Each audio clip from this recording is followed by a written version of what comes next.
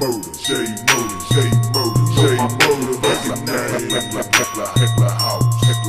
Oh, oh, oh, oh, oh, oh, oh, oh.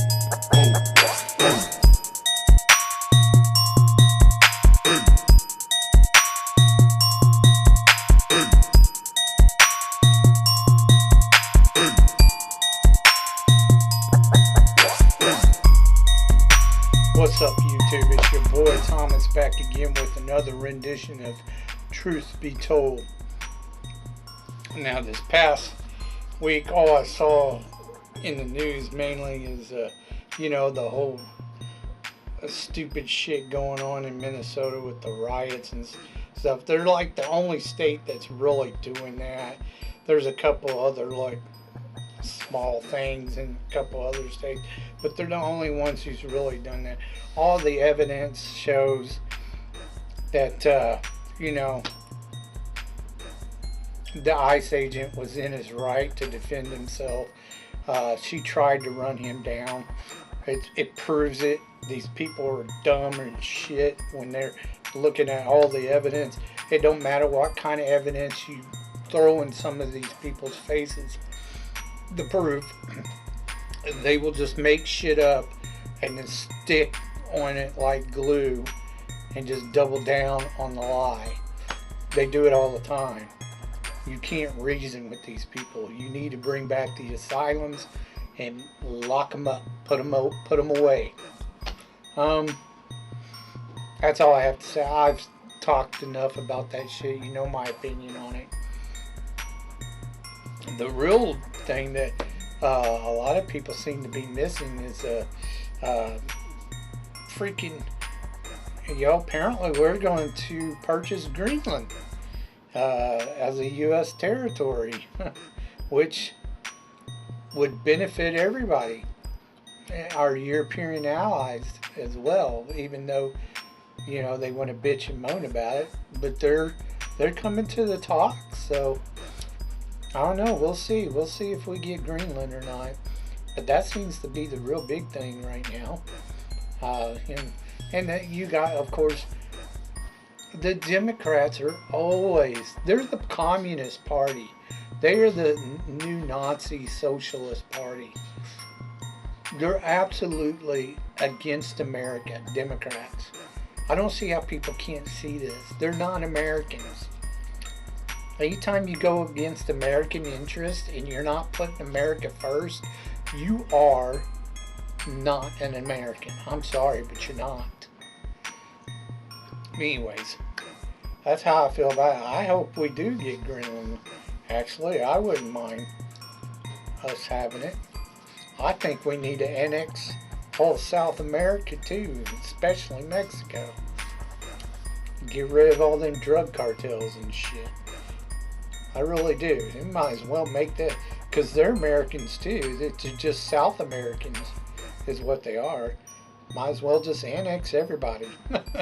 Annex Canada too. Just make America completely America. But anyways, I'm being facetious and shit, but yeah, I don't mind us taking Greenland. Don't bother me in one bit. Anyway, let's get on to what I really want to talk to you about. So, as I've said before, even if you don't watch the channel regularly, and you've only seen a couple of videos, or you don't watch it at all, it only takes 2 seconds to hit that subscribe button. It doesn't affect you or your channel whatsoever. It just helps this channel grow. So please subscribe. Also, I have another channel. It's called Easy Does It. The link is in the About section. Check it out if you like gaming vlogs and reviews and reactions to other YouTube channels. Okay. Again, subscribe. as I said before, I'm working on several different shows at one time. Some of these shows I'm still waiting until the last of the episodes are like Tracker. Uh, uh, that fucking stupid ass Percy Jackson. Um, what else am the new season of, I can't believe they did a second season, but whatever. High Potential. Uh, it's the only reason I'm really watching that show is because there are no murder mystery type shows right now that are worth the shit. Uh, where they don't take everything so seriously. I don't want to watch a real dramatized cop show or some shit, or detective show. And then let's see, what else am I? I'm working on the. They shouldn't even call it Fallout. I'm working on the second season of Fallout too. So all these shows, I'm having to wait for the episodes to come out. So that's why it's taking a while before I get to it. I am working on Kung Fu: The Legend Continues, and but there's several seasons of it, so that's going to take a little bit. I'm getting through it. I think I'm about on season 2, because I just started it not long ago. And then what's the other one? I'm working on Starman. I'm almost done with it. I've just got a few episodes left of it. But there's a couple other, like I said, there's several shows I'm working on. Eventually I'll get them all coming down the line. But right now I want to talk to you about a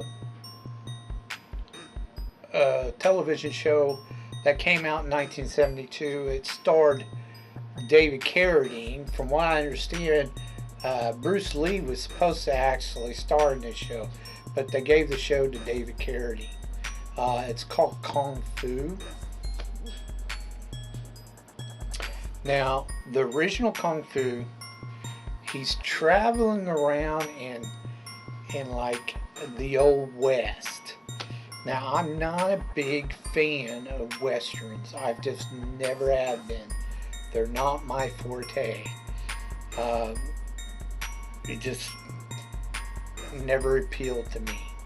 Gunslingers and, treasure hunters and shit like that. Miners, and it just, nah, I'm good.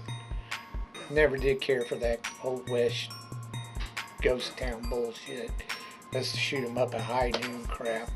Blah, blah, blah. Now, you really don't have any of that in this series. Basically, the series is about Kwajong Kane. Now, Kwajong Kane, his mother was Chinese and his father was American. Something happened to him. The series never really explains how his parents died. They just did. He was adopted by a Shaolin temple, where he went and studied to be a Shaolin priest. They took him in and trained him to be the first of his kind, an American.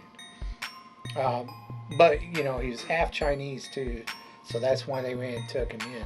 But the Chinese are very racist. They're very racist. They didn't even like the fact that he was mixed. Anyways, he studied a bit of Shaolin. At some point in time, there is one of the monks, the priest, he's blind. He teaches, and he's not the only one who teaches Kwajong Kane. Or we'll just call him Kane, because that's usually what he goes by. But he teaches Kane. He's one of his teachers.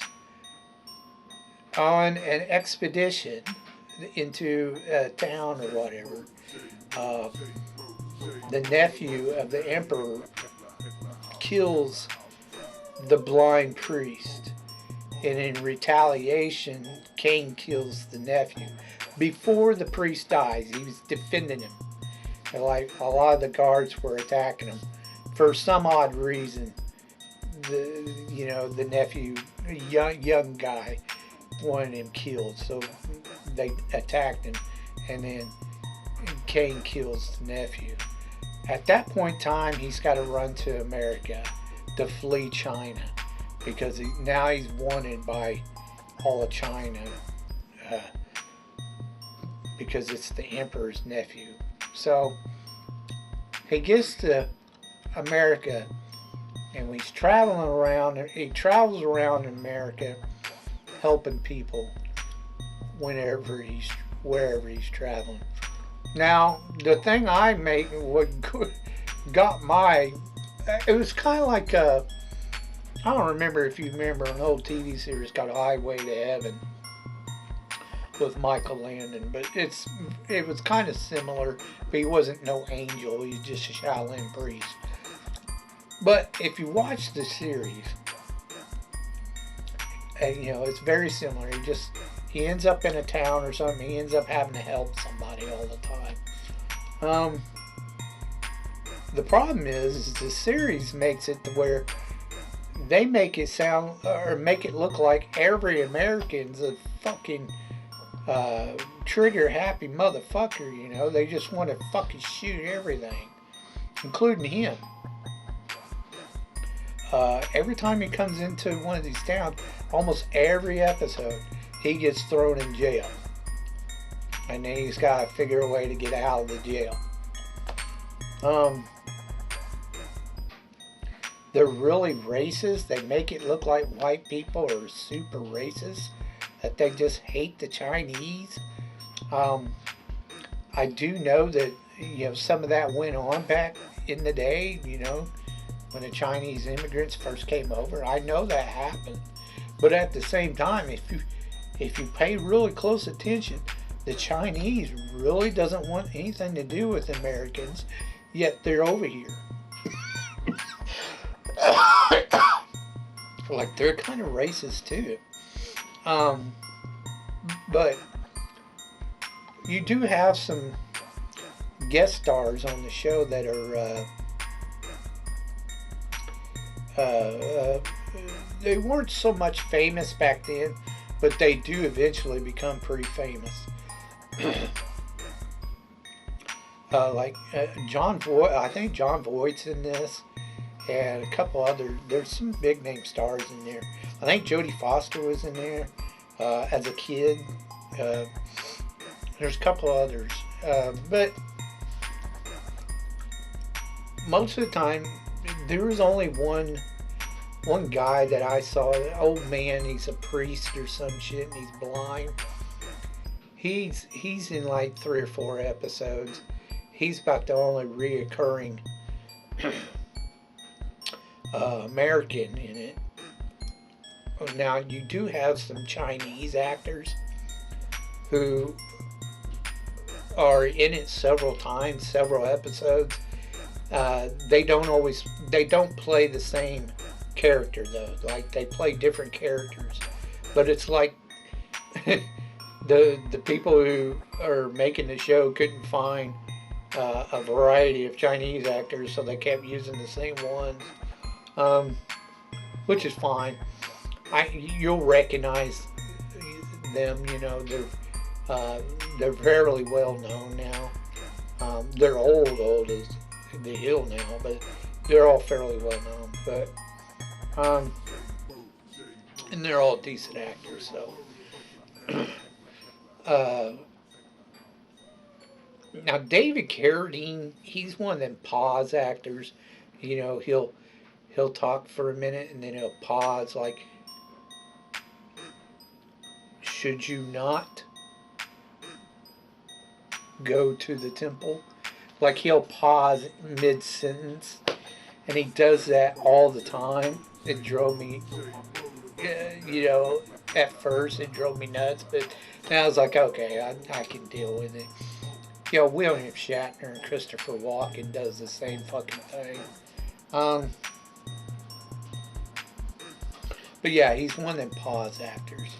The other thing about the show that drove me crazy was I don't mind doing flashbacks, but this show wants to do like 10 flashbacks in one episode, and I'm like, come on. I can understand one flashback because it's relevant to the episode, but why you gotta do like 10 different flashbacks throughout the entire, that drove me nuts. I'm like, one or two are okay, but then you're pushing it. Stop. But it did it quite like that, and then it show a flashback. This new show, the 90s show, Kung Fu the Legend, it does it too. But anyways, yeah, your sequel is Kung Fu the Legend Continues, which I started watching after I watched this. There's only 3 seasons of this show. It's a good show. It's not bad. It's just, like I said, I'm not a big fan of Westerns. So, you know, I watched it and I thought it was a decent show. I just wish it wasn't done in the West. 2 thumbs up. Check it out. It's a decent show for what it is. Like I said, there's only 3 seasons. And David Carradine's he's a decent B actor. I wouldn't call him an A-list actor, but he's a decent actor. There is, like I said, I'm working on Kung Fu the Legend Continues now. And then, I don't know if it has anything, I haven't looked it up, and I really don't care. There's a 2010 show called Kung Fu, and it has some girl in it. I don't know if it has anything to do. I think it does, but I don't know. I haven't checked, and I don't care. I'm not watching it. But anyways, let's get on to your B-movie reviews.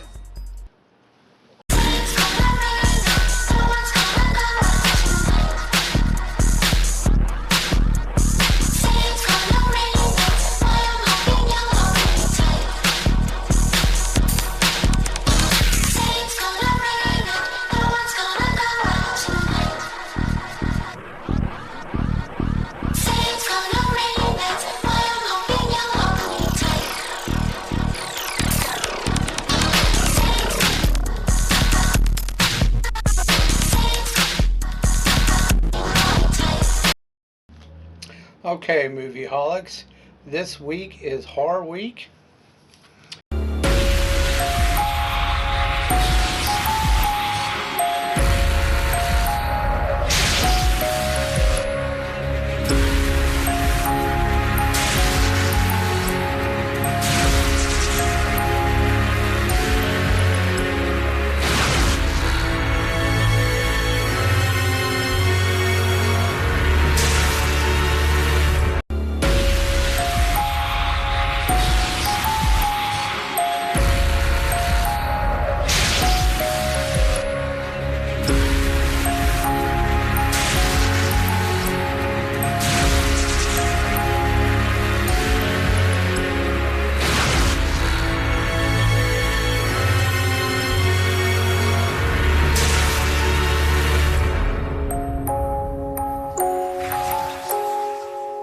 Now, I went with a couple obscure horror flicks. They're Italian films. And if you ever noticed, back in the 80s and 90s, there were a shit ton of Italian knockoffs, even in the late 70s. If a film did really well in America, they would try to copy it or do something similar to it. Now these two, these 2 movies I'm about to review to you, they're about cannibals, and I'm not, when it comes to horror, I am not big on the cannibal subgenre. Like, it just, cannibals don't do it for me. Like, I just, even though it's a very real thing, it's not just in the movies, it's actually a realistic thing that happens. I'm just not big into just that gory kind of crap like that. Just not my thing. But I haven't ever done any of them for review on my channel. I figured I'd just do a couple of them that were more zombie-like than they were cannibalistic-like. So I figured I'd do a couple of them. Now, the first one I did was because it starred John Saxon. And I wouldn't claim he's done some A-list stuff, but he's been more, this dude, he does so many B movies, it's not even funny, in the early 80s, late 70s, early 80s. He's a great actor. I think he should have gotten more credit for the work he did, but he just did so many B movies that he just came off as a B actor. Anyways, the first one, and because these are Italian films, there's no box office numbers. So the first one was done in 1980.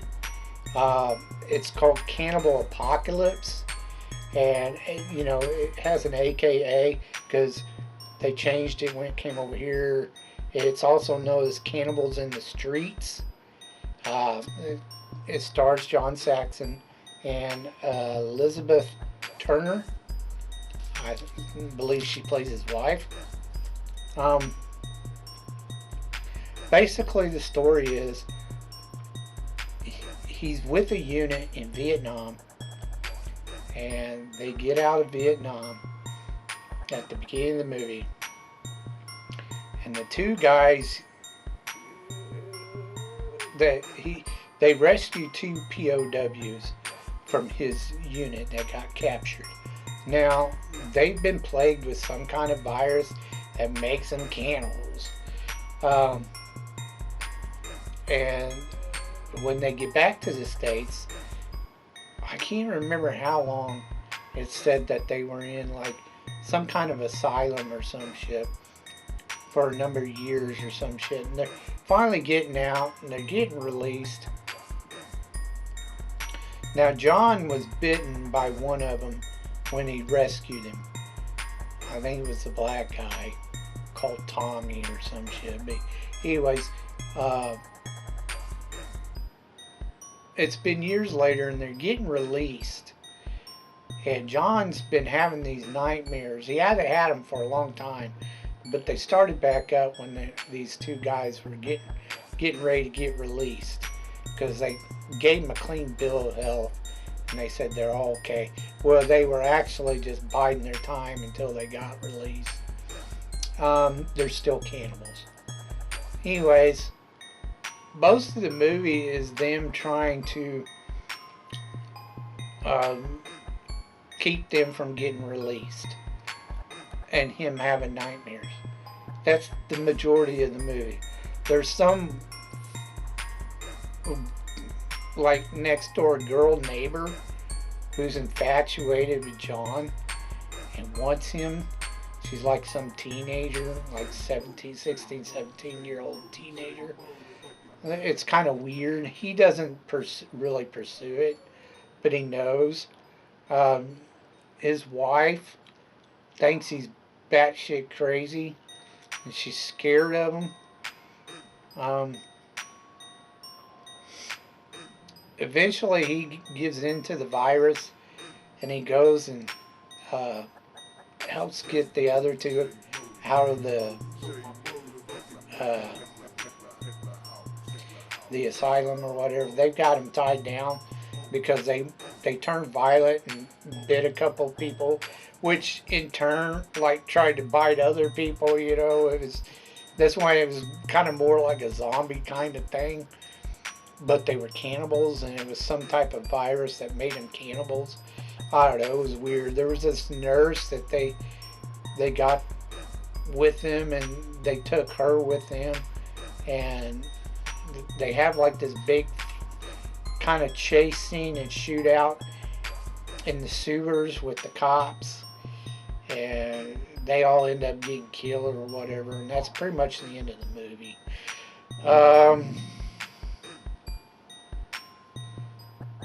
I don't know.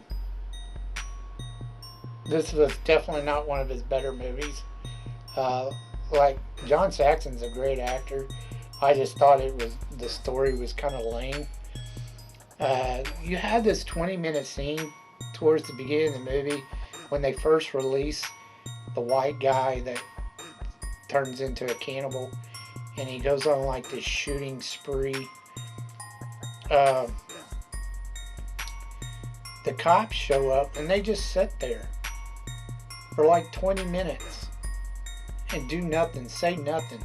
And there's only like 5 cops, so I'm like, what the hell, you know? And then they call him the chief. They call him chief, but he shows up. And then he starts like issuing orders, and you get sound again. I mean, it's like silence, really, for like 5 minutes. You know, they're just sitting there, not doing a damn thing, just sitting behind the police car that's in front of the store that the guy's shooting at him at. It's just weird. I don't know. There's a couple scenes like that. There's parts in the movie where it's like they're talking and then they chop off the rest of the scene, and then, you know, they've moved forward 5 minutes. I'm not sure if I can explain that right. It's like this a skip in the movie, like they edited the movie. Like there should have been more of that scene, but then it's moved on to the next scene or whatever. It's weird. There's a few times it does that. I mean, the movie's watchable, but at the same time, it's a lame story. It kind of sucks. But if you want to give it a one-time watch, thumbs up, thumbs down. It's worth a one-time watch, I guess. It's not horrible, but it's not really that great either. I mean, it's an Italian film. What do you expect? Now, the next one, again, no box office numbers. It too was done in 1980, and it's called Zombi Holocaust, or AKA it's also known as Dr. Butcher. It starred Ian McCulloch and Alexandria Colley. Okay, so this one, basically you have a Dr. Monroe type movie is what it is. It's very similar, but he's not experimenting on animals. He's experimenting on dead people. And he's trying to resurrect them and create his own little zombie army, this doctor. For whatever reason, he gathers up some type of archaeological group, there's a reporter and 2 archaeologists, and I can't remember what the third guy was. He's something else to do with it. He's another doctor. But at the beginning of the movie, you have these guys that are killing themselves. I can't remember if they said I don't think they were from the Philippines, but they were from an island. They were islanders. And they all had this tattoo or symbol on them. And it had something to do with some ancient god or theirs or whatever. And the woman just happens to be, an anthropologist who's into that type of fucking culture or whatever. She even has a knife with the same symbol on it, yada yada yada, which ends up getting stolen. But they go to this island, they talk to this doctor, and eventually they find out he's doing experiments on these people, trying to make zombies out of them for whatever reason. There's one scene in here where it's just a gore torture scene where he kidnapped the reporter, cuts off half her brain. He's like working on it and shit and doing all kinds of experimentation, torture crap to her. Just for a huge gore scene. It was kind of ridiculous. And then you see a bunch of dead bodies on the wall. These guys hung upside down. A bunch of the locals and shit. It's just weird. But in the end, one of the local tribes gets a hold of the main woman, the blonde, and helps her out. At first they were going to sacrifice her, and then they decide to help her. And then they torch the place and the doctor, and that's literally where it ends, is them watching the main guy, the doctor, main doctor, and her. They're watching the place burn down, and that's the end of the movie. It was slow. It was kind of boring. I didn't really care for it all that much. The blonde actress, what was her name? Alexandra College. She's really not a bad looking woman, but other than that, and you do get some TNA in this movie. They made it profoundly well to show off her body. But I didn't care for it. You can watch it if you want, but I didn't think it was really good at all. I almost fell asleep. 2 thumbs down. I didn't like it. The acting was okay. I mean, it's watchable, but at the same time, I thought it was a lame story. Didn't really care for it. Oh, one last thing about the first movie I was talking about, that with John Saxon, Cannibal Holocaust. At the end of the movie, the teenage girl, there's a little boy, she has a brother. You find out they're actually killers at the end of the movie, because they kill their aunt. There's an aunt that's supposed to be taken care of, and they kill her at the end of the movie. Or you see that they've killed her. It's crazy, but whatever. They're psychopaths. That's crazy. Anyways, yeah, both these movies I really didn't care for. Like I said, if you want to watch them, go ahead and watch them. But they're really bad. And most generally, I'm not real. The Italian knockoff films are not really all that great, but most of the time they're not really horrible either. They're just, they're watchable. But these two, they were just, ugh. I don't know. Like I said, I'm not really into cannibalistic crap anyway. It was dumb. Anyways, if you could think of, or if you have any thoughts about what I talked about earlier in the video, leave your thoughts down in the comment section down below.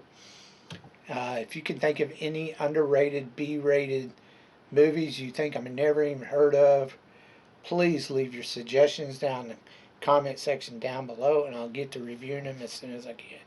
So until next time, I told you you'd be told the truth, and you just been told.